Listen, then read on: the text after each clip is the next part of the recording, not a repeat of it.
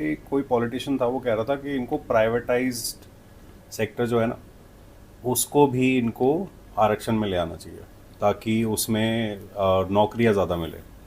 तो आरक्षण is it's like Reservation. Reservation ले आनी रिजर्वेशन। चाहिए। अच्छा। तो उस बंदे ने जवाब दिया था अच्छे से कि भाई कोई भी गवर्नमेंट हो, even if it is Modi और whomsoever इट इज़, वो ये नहीं करेंगे। पहली चीज़ तो प्राइवेट सेक्टर मेरिट पे चलने चाहिए, राइट। हाँ। अगर आप उसमें भी रिजर्वेशन ले आओगे तो आउटसाइड कंट्रीज और कंपनीज और ब्रांड जो है ना, वो इन्वेस्ट नहीं करेंगे फिर इंडिया में। तो आर यू प्रो रिजर्वेशन और anti reservation? I am okay with reservation till it comes to government jobs. अच्छा, इट मेक्स सेंस, हाँ। Right. I get it, which background you come from, कितनी मेहनत लगती है, सब कुछ I get that for sure. But अगर आप ये लोग प्राइवेट सेक्टर में भी करने लग जाओगे ना, तो वो यही कह रहा था रीजनिंग कि भाई इस तरीके से जॉब बनाना नहीं है कंट्री को, राइट। तुम कर दो 30 लाख जॉब्स क्रिएट कर दो, लेकिन ऐसी जॉब्स काम नहीं आएंगी, क्योंकि पहली चीज़ वो मेरिट पे नहीं है, दूसरी चीज़ बाहर की कंपनीज जो है वो इन्वेस्ट नहीं करेंगी इंडिया में। True. तो इफ इन्वेस्टमेंट गोज डाउन, आपको और जॉब की दिक्कतें होंगी। एंड सेकेंडली, गवर्नमेंट चाहे तो कल उठा के 20 लाख पोस्ट खोल दे गवर्नमेंट जॉब्स की, राइट। खोल देगी पूरे इंडिया में कि ठीक है आओ भरो, एग्जाम्स कराते हैं, जॉब पैसे कहाँ से देगी? बट जितना कम, जितनी पतली चले सरकार उतना अच्छा होता है। मतलब आप रख सकते हो 20 लाख एम्प्लॉयज ज्यादा, आप बोल दो भाई हमें रेलवेज में 20,000 एम्प्लॉयज चाहिए, हमें हर गवर्नमेंट सेक्टर में हमें 20-25 हजार लोग चाहिए, खोल देगी 20 लाख पोजीशंस। फिर आप क्या करोगे?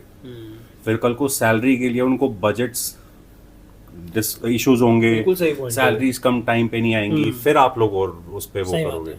हाँ। तो वो कह रहा था ये हर चीज समझदारी, प्लानिंग और सोच से होती है। अगर देखा जाए तो ये पूरा फैट इंडियन कंट्री 90 तो मैं ज़्यादा कोट कर रहा हूँ, 75% comes from the middle class. Taxes, हाँ, मिडिल क्लास ही आपको उभार रही है, हाँ, सही बात है। राइट। तो आपको उनके लिए भी सोचना चाहिए when it comes to the private jobs और ये सेक्टर्स। तो उन्होंने बोला था कि हाँ इट्स ओके टू से कि भाई जॉब चाहिए, जॉब नहीं है, जॉब दो, but you need to give it time as well. मुझे ऐसा लगता है with time this 5 years will bring that flourishness. हो जाएगा थोड़ा धीरे धीरे, तो टाइम लगेगा but हो लीविंग जाएगा। Covid behind, we are going to a right step. और जहाँ तक मुझे ऐसा लगता है ये न्यू रेजीम टैक्स की आना और इनके uniformity towards bringing in more investments with every state जो बीजेपी के साथ है, और मैंने ये भी देखा जो नॉन बीजेपी स्टेट्स भी है वो भी कंट्रीब्यूट कर रहे हैं कि हाँ लेट्स बिल्ड इन, क्या बोलते हैं उसको, प्लांट्स बनाते हैं यहाँ पे, जहाँ मैन्युफैक्चरिंग नेशनल सेटअप इंटरेस्ट करते की हैं। बात है वहाँ सारी नेशनल इंटरेस्ट की जहाँ भी बात है ना, वहाँ सारी पार्टीज आ रही है साथ में कि नहीं यार ये है नेशनल एजेंडा है, यहाँ पे पार्टी पॉलिटिक्स नहीं चल सकती। एंड टू हिज पॉइंट, अभी भी हम देखें ना, कई लोग बोलते हैं इतनी पोस्ट खाली है, लोग गवर्नमेंट एग्जाम्स नहीं करा रहे हैं, इतनी पोस्ट खाली। गवर्नमेंट को लीन चलना पड़ेगा।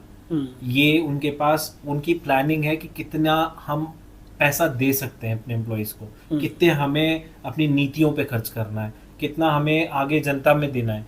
तो government has to plan all of this. ये बहुत बड़ा स्केल है। तो लोग बोल देते कि यार 10,000 पोस्ट खाली है, एग्जाम नहीं करा रहे, 2 साल से एग्जाम नहीं हो रहे।